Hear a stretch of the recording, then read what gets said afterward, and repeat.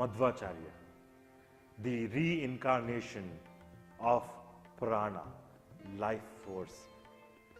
A great thinker, a wonderful philosopher who originates from Karnataka in south of India. His explanations, his propagation of the Vedic culture, the Vedic philosophy is unparalleled. He lived for about 82 years. He gets inspired by Veda Vyasa, the writer of Mahabharata, the writer of Bhagavata, the writer of Brahma Sutra, also the codifier or the classification maker of the Vedas. The 4 Vedas were classified by Vyasa. Now, upon studying Veda Vyasa,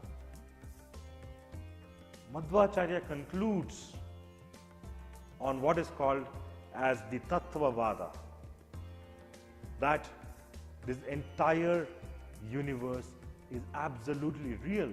I'm sure a lot of us have wondered between dreams and reality and what is real, what is unreal.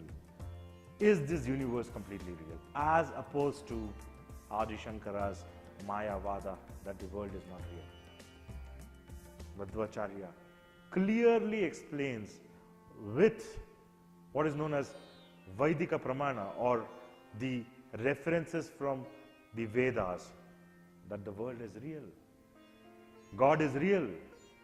The soul is real. And God and the soul, the Atma and the Paramatma, are different from each other. The soul doesn't die. It's immortal. So is God. But they are different. There's a difference between living and non-living, between the Atma, between the soul and the lifeless. And there's a difference between 2 lifeless objects, between 2 Jada Tattva, as they are called. There's difference between stone and tree. There's difference between stone and a living thing. And then there's difference between 2 living beings. I am different from you.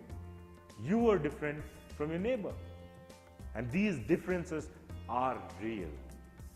Yes, there exists a soul which is permanent, which is never going to be born, which is never going to die.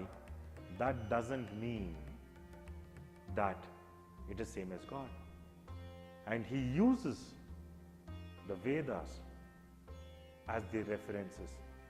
He uses the Vedas to propagate this philosophy. The question then arises, what happens to the soul at the end of it all?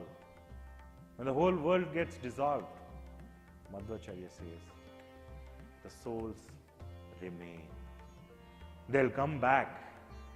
They'll come back as they were, and this whole universe goes on infinitely. After one dissolution after that. This dissolution is called pralaya. So after every pralaya, this entire cycle is replayed. Madhvacharya's philosophy is amazingly accurate. He has compiled the entire knowledge of the Vedas and presented beautifully his philosophy called Tattvavada through what is known as the Sarva Mula Grantha.